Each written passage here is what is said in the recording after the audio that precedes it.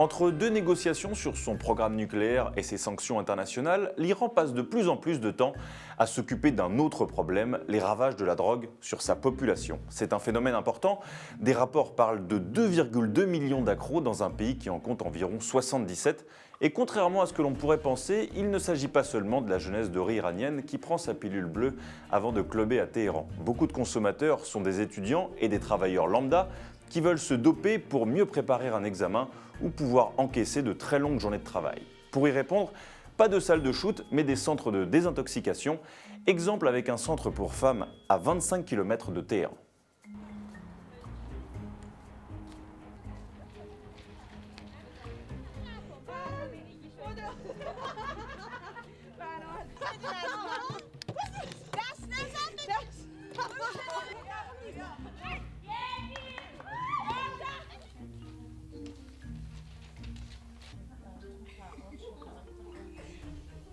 اوایل حرف زیاد میزدم، انرژی کاذب زیاد داشتم، نمیدونم حس شیشمم قوی میکرد، این چیزا بود.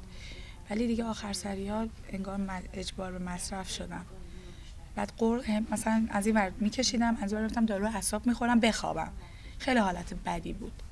بعد من زمانی که اومدم اینجا تازه فهمیدم وابستگی به دارو هم دارم.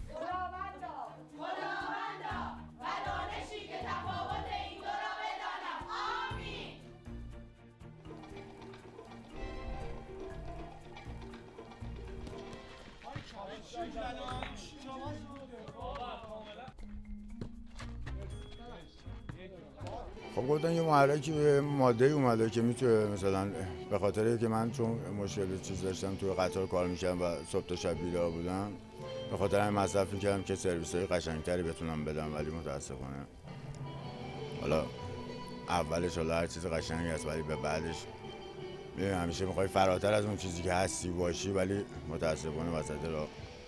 Pour lutter contre les narcotrafiquants, l'Iran utilise deux choses, l'armée et un peu de communication. Côté répression, un chiffre intéressant montre que plus de 3/4 des peines de mort en Iran concernent des trafiquants de drogue. Côté communication, régulièrement les autorités brûlent des dizaines de tonnes de stupéfiants devant les caméras, tout un symbole.